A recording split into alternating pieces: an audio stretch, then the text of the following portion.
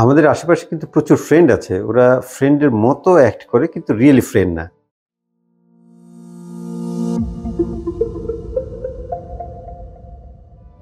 Hello, আমি মোহাম্মদ কাসির রহমান। আমি একজন regulated Canadian immigration consultant RCIC। আপনারা যারা আমার চ্যানেলে নতুন, অবশ্যই চ্যানেলটাকে সাবস্ক্রাইব করে রাখুন, সেই সাথে লাইক আর শেয়ার দিতে ভুলবেন না। আর যারা অলরেডি সাবস্ক্রাইব করেছেন, আপনাকে জানাচ্ছি অসংখ্য ধন্যবাদ। অলরাইট, আজকের টপিকটা কিন্তু খুব কি বলবো, যে হার্ড অ্যান্ড ফাস্ট কোনো টপিক না। সো আপনারা এনজয় করতে পারেন। এটা একটা লাইফস্টাইল নিয়ে, এবং সেই সাথে আমি আমার কিছু পার্সোনাল আইডিয়াটা শেয়ার করব। অলরাইট, আমি আপনাকে কম্পিউটারের পর্দায় নিয়ে যাচ্ছি দুইটা ইস্যু দেখানোর জন্য। দেখতে পাচ্ছেন যে আমি আছি এখন অটোয়ায়, অন্টারিওতে। আজকে হচ্ছে ডিসেম্বরের 22 তারিখ। তো 22 তারিখে এখন বাচ্চার সময় হলো প্রায় 3টে। এই 3টের সময় ওয়েদার দেখাচ্ছে যে -13, আর হচ্ছে উইথ উইন্ড চিল আপনারা দেখতে পাচ্ছেন -19।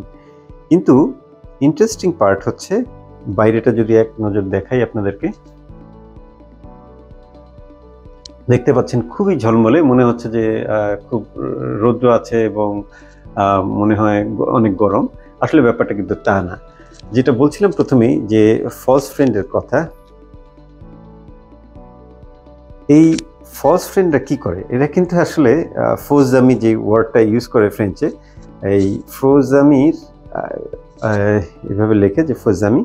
সো ফোজামির আসলে আইডিয়াটা হলো এরকম, যে আপনার অনেকে আছেন আমাদের চারপাশে যে খুব ভালো বন্ধু প্রিটেন্ড করে, কিন্তু আপনি দরকারের সময় পাওয়া যায় না, অথবা ওরা দরকারের সময় কাজের চেয়ে কুকর্মটা বেশি করে ফেলে, বা আমাদেরকে এমন একটা কাজের জায়গায় নিয়ে যায় যেখানে হয়তো সমস্যা হয়।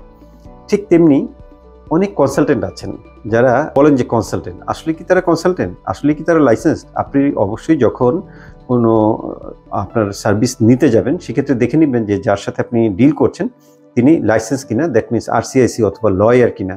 যদি সেটা না হয়, ব্যাঙের ছাতার মতো কিন্তু ঢাকা শহরে এবং চিটাগাং, সিলেটে বিভিন্ন জায়গায় শুধু কনসালটেন্ট আর কনসালটেন্ট। এই সংখ্যা প্রায় 5,000 থেকে 6,000 হবে কনসাল্টিং ফার্ম যারা কানাডায় স্টুডেন্ট এবং ইমিগ্রেশন ইত্যাদি ইত্যাদির কাজ করে। আপনি যদি আসলে ওভারঅল ফিগারটা চিন্তা করেন, যে প্রত্যেক বছর কত স্টুডেন্ট আসে এবং কত মাইগ্রেশন নিয়ে আসে, টোটাল মিলে হয়তো ইনক্লুডিং ওয়ার্ক পারমিট আপনার হয়তো সব মিলে অ্যারাউন্ড 8,000 থেকে 10,000 লোক আসে প্রত্যেক বছর। তাহলে এই যে 5,000 ফার্ম আছে, এরা কি তাহলে এক একজন মাত্র 2জন করে স্টুডেন্ট বা ইমিগ্রেশনের লোক পাঠায়? ব্যাপারটা সেরকম না।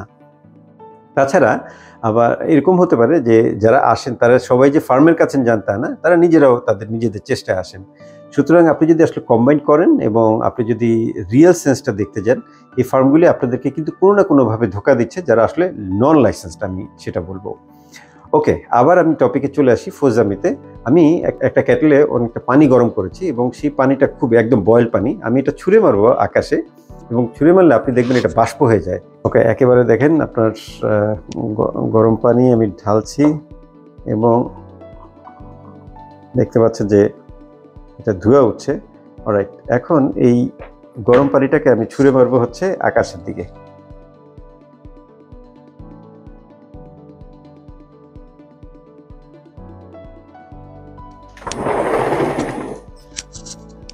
এখন কিন্তু আমি ওয়েদারটা আগে এই জন্য দেখে নিলাম, এই যে দেখেন জাস্ট আকাশে পানিটা ছুঁড়ে মারলাম এবং এটা পুরোটা বাষ্প হয়ে গেল। আপনাদের সুবিধার জন্য আরেকবার দেখাচ্ছি। আমি জাস্ট পানি নিলাম, গরম পানি নেওয়ার পরে এই সেম পানিটাই জাস্ট ছুঁড়ে মারছি। দেখেন কিছুটা পানি পড়ছে, আর বাকিটা একেবারে ধোয়া হয়ে আকাশের সাথে মিশে যাচ্ছে। এটা কিন্তু আবার ঠান্ডা পানি দিলে এই কাজটা হবে না। আচ্ছা, দুইটা যদি কম্বাইন ছিল আপনার ফোজামির সাথে এই ভিডিওটা, তো আপনারা সাবধানে থাকবেন অবশ্যই যে সার্ভিস দিচ্ছে সে আসলে লাইসেন্স পার্সন কিনা। এবং যদি লাইসেন্স পার্সন না হয়, আমি রিকোয়েস্ট করব যে আপনারা হয় নিজে করেন, অথবা একটা লাইসেন্স পার্সনের কাছে আসেন।